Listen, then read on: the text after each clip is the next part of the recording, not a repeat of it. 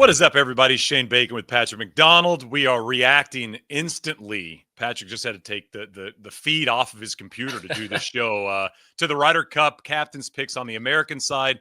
Of course, the European picks come next Monday, September 1st. But, Patrick, we got them. We got the 12 dudes that are going to be wearing red, white, and blue at Bethpage Black in a few weeks. Scotty Spahn, Xander, Russell Henley, Harris English, Bryson, auto qualifiers, and Keegan today announcing Justin Thomas, Colin Morikawa, Patrick Cantlay, Cameron Young, Ben Griffin, and Sam Burns, meaning, Patrick, no playing captain in 2025. I know. I'm bummed for a couple reasons. One, obviously for Keegan, just imagining how hard this decision had to be, knowing what happened in 23, knowing that he's played good enough to be considered at least, and knowing this could potentially be one of, if not the last opportunity for him to play in the Ryder Cup at age 39 and having one of the best seasons of his career. And then on the flip, just seeing a playing captain, this was a once in a lifetime opportunity. It felt like, Shane, not only for Bradley, but for us to see everything that goes along with it. Will it work? Won't it work? All the noise around it. So I'm bummed from that perspective, but I think probably, even though I was beating the drum for the playing captain ever since he was announced captain, common sense probably prevailed here, right? Yeah, the mature move. I wrote this on Twitter. It seemed like the captain-y thing to do if you're Keegan Bradley. It felt like, Patrick, and we've talked a lot about this over the last few weeks, it felt like 7 names for 6 spots. With the way Sam Burns has played of recent and the way Cameron Young has kind of burst over the last few months. Ben Griffin been playing some excellent golf on the PGA Tour this season. And obviously, you've kind of had this run of Patrick Cantlay as of late. JT and Morikawa, even though we've pointed out some of the issues with Colin, really has not played good golf over the last 4 months. But he seems like the veteran type of player you have to have on the squad, considering this team now has 4 rookies for Keegan and Team USA. I just felt like if you're going to be the guy that falls on the sword, it's easier to be the captain that does that versus throwing somebody like Burns or Cam Young, who feels like they played their way on the team, off of it. I would have hated to lose Ben Griffin, considering the way he's played golf this season. Feels like he earned a spot. I wrote about this in terms of Ben Griffin kind of being that modern Keegan Bradley, if you will, kind of earning that spot and not getting it, not being in that boys club. But yeah, I want to ask you this. I was talking about it before we got going here. It feels like if, let's say, the Americans lose and Keegan's on that team and he plays okay or doesn't play good, I feel like he takes all the blame. If they lose now, I just don't think the blame's going to go and fall on Keegan Bradley. So in a way, it also is a little safe for him to do this as well. Yeah, that's a good point. Definitely, I guess spreading out the blame should they lose. Hopefully in his case they don't lose. And I think there would have been so many questions just on him alone. There's still going to be so many questions to him only that he's going to have to answer the week of. But if he was playing also, every single question would have been about his play, even, potentially to some of his players too. I thought it would take maybe some of the distraction away, but I'm probably wrong in that regard. So I think you're bang on there. What do you think about the Colin pick? I know the internet's always hot and heavy with any kernel of news or if a rumor starts, and Colin's obviously not been great in his form in 25. I think I looked, he was 28th in terms of total strokes gained the last 3 months among American players, 15th in the last 6 months. But still a pretty good season if you look at some of the season-long statistics. Yeah, he hasn't played good recently. And I like to lean on the guys that are playing well. I do think the whole experience at a Ryder Cup thing has been overplayed. I've talked about this over the years in terms of the rookies, more importantly on the European side maybe than on the American side, but so many of the rookies that are in form stepping up and having big Ryder Cups. We've seen that kind of throughout the recent history of this event. I like to lean on guys that are playing good golf over guys that have experience in this event. You've got Justin Thomas. This will be his 4th Ryder Cup. Colin, this will be his 3rd. Cantlay, this will be his 3rd as well. Burns, this will be his 2nd Ryder Cup. Talked about the rookies. JT with the most experience of the squad, which is crazy to say considering maybe who was on this American team the last time it was played in the United States. I think you probably have to go with Colin, even if he hasn't been playing good golf, because he does seem to fit in well in this type of environment. You can lean on what he does so well. I think he's going to play a lot of alternate shot. I think he's a perfect alternate shot type of player around a golf course like this. And maybe he sits 1 or 2 sessions in terms of best ball. But this is a inexperienced team in terms of what Keegan's going to roll out there when you compare it to what you see on the European side. I think having some of those guys that know what Wednesday feels like and Thursday feels like and getting into those Friday feels, things like that, I think it's nice to have at least a little bit of veteran experience with your captain's picks. And that's what I really see with those top 3 names in JT, Colin, and Patrick Cantlay. Yeah, the Colin piece, I was looking at the PGA Tour stats from 25. He was second from tee to green, only to Scheffler this season, and third in approach behind only Scheffler and Hovland. And I was thinking about this U.S. team and some of their like marquee iron players outside of Scheffler who you think they would lean on, like a Xander and like a JT. You can make the argument, okay, well, their form's fallen off a little bit this past summer. They need someone who can kind of shore up the iron play. You look at the strokes gained from the 23 Ryder Cup. Obviously, it's a little bit wonky. Europe gained almost 20 strokes on the United States in that competition. And I think 8 were from approach play and 10 were off the tee. All ball striking for the most part. And so a ball striker like Morikawa makes a lot of sense. So definitely bummed Keegan's not on this team, but it's just more fun. I think yeah, Keegan's on it's the fun team, for us. It adds a wrinkle to it. Yeah. Yeah, I mean, I think all the Europeans were beating the drum, and maybe they didn't want Keegan on the team. Maybe this was part of the strategy with the Europeans. We've talked so much about chess over checkers with the way the Euros go about Ryder Cups in terms of planning and prepping and all of that stuff. But maybe they didn't want to see Keegan Bradley on the team, and they all were talking about, I wouldn't do this. We can't do this. Faldo and Rory, Sam Torrance, on down the list of people in and around the Ryder Cup, both on the team and off it, that have said that you can't be a playing captain. Maybe that played a little bit into what Keegan decided to do when he was basically that last pick, if you will. I mean, I still think Keegan was the 12th pick. I don't know who the 12th pick ended up being, but I think Keegan would have been that last pick on the American side if he went with himself. It would have been his 3rd Ryder Cup. He's 4-3-0 in his career in Ryder Cups. Obviously, he's clutched up a little bit more over the last couple of years. We talked about that on our Monday show. But this takes a little pressure off of a guy that maybe the majority of his career, he hasn't played great under pressure, even though he's earned a little bit more respect in that department as of late. And this maybe puts a little bit more confidence on the shoulders of some of these guys that might need confidence. They might need a little bit of glow up because, again, this team's going to go in with the less impressive roster. They've got the experience in terms of home soil, but I think in roster, there's no debating the Europeans have played better this season and are more impressive 1 through 12. Yeah, and I think you pick a few guys who have a little bit of moxie, I would say, inside the ropes. Ben Griffin is one of those guys. He's someone who he likes the stage, I think is a good way of putting it. He likes when the camera's on him. Who does he play with, Patrick? Like, who does he play with? That's a good question, because I was going to ask you after that what kind of pairings you're looking at. Ben Griffin, on the spot, I'm not sure, because I want JT and Bryson. Yeah, you've been beating the JT Bryson drum for a while. I think we kind of are cluing in. Are we doing Scotty, Sam? Is that what we're thinking there? I'm thinking Scotty, Russ. So sorry, Russ. Okay. Scotty, Russ, Bryson, JT. Bryson and JT are going to hit the first tee shots. I love that that's now. My prediction. Give me that in my veins. In foursomes. And then you got Cantlay, Xander. Yep.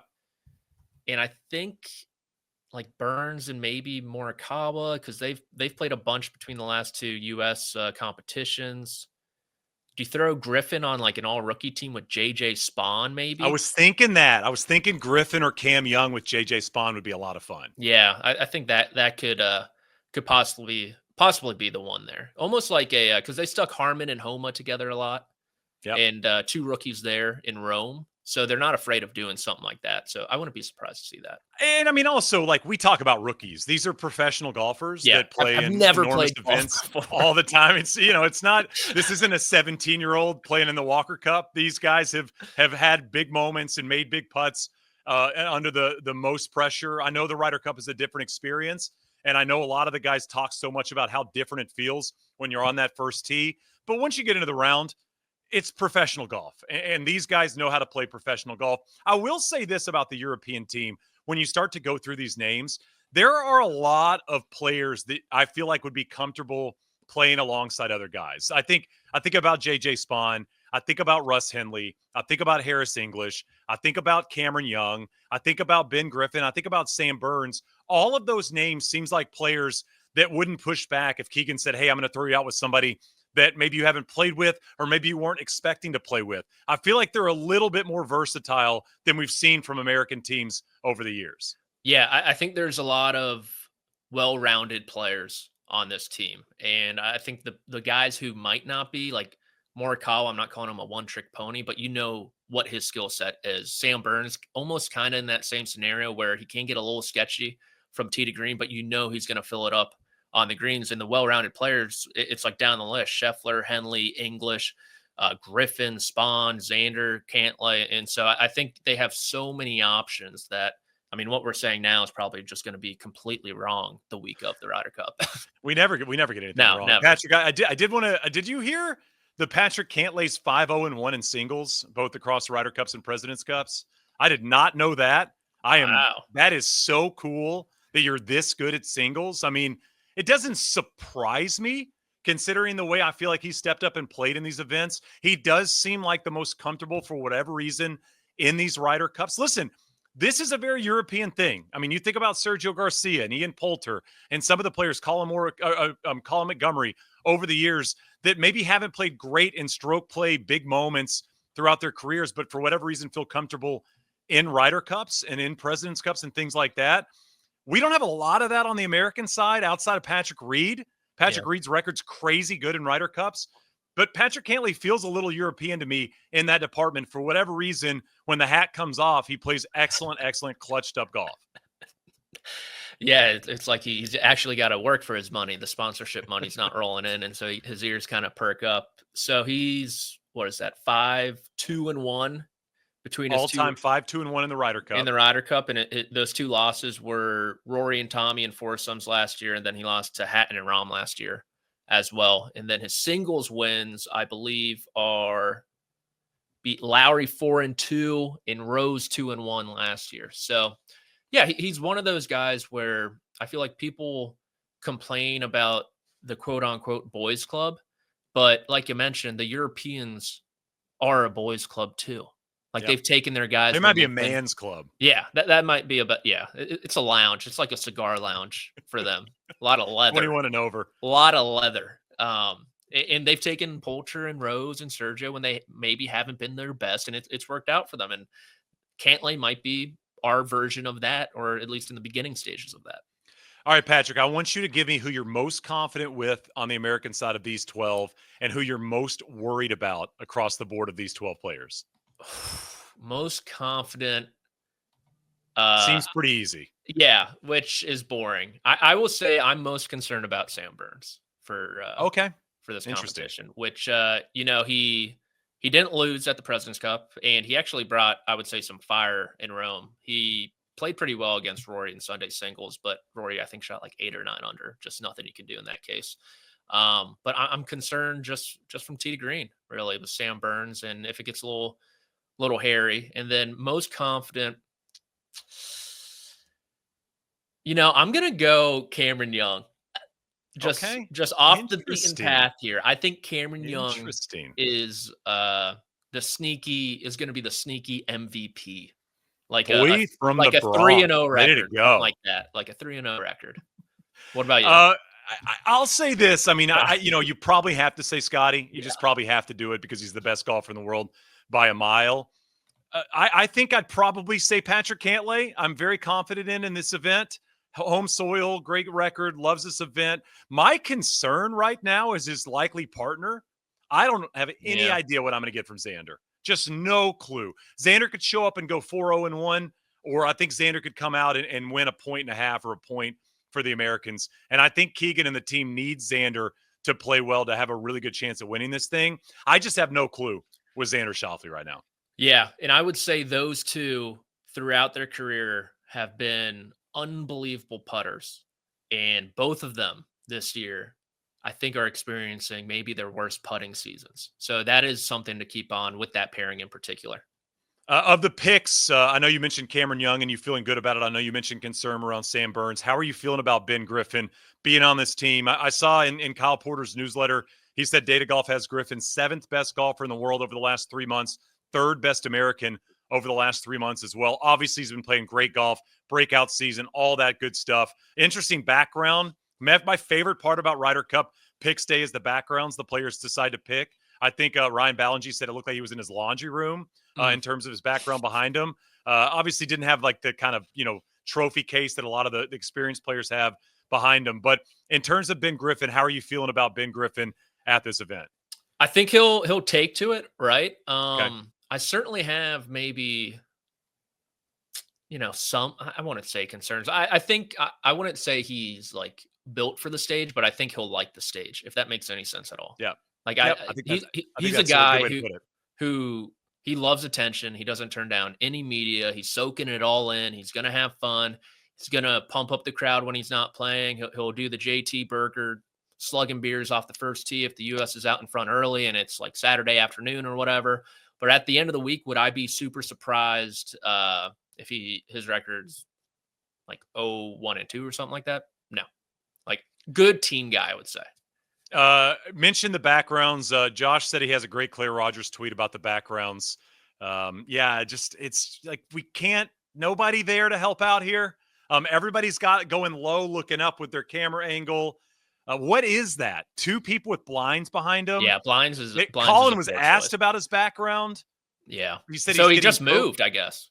It was very just like, come on, guys. Like, let's prep the Zoom next time for this. It just seems ridiculous that this is what we're playing with in terms of the background. But I do get a good kick out of Griffin kind of looks like he's standing. I feel like Ben Griffin could have a standing desk. Oh, he's a standing desk guy. Definitely a standing desk guy.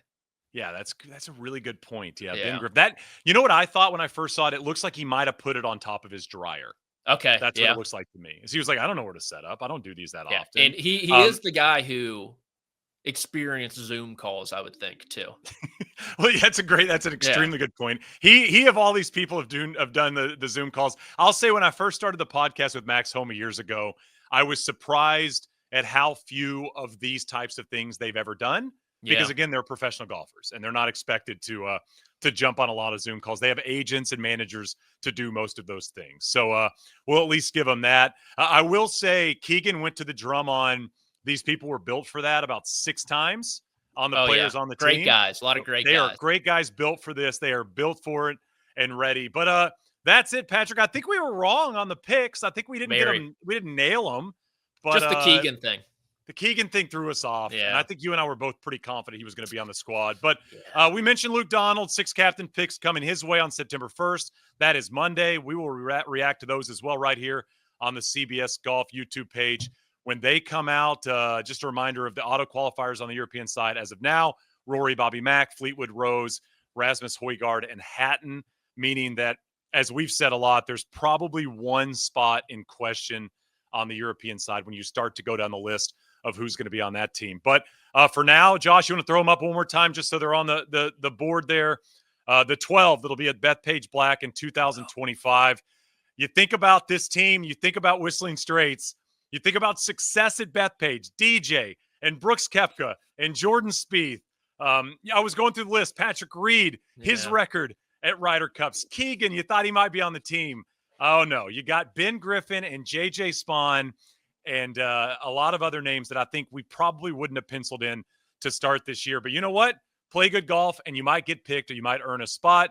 That is the U.S. at one of the great events in golf. Patrick, appreciate your time. We'll check back with everybody on Monday.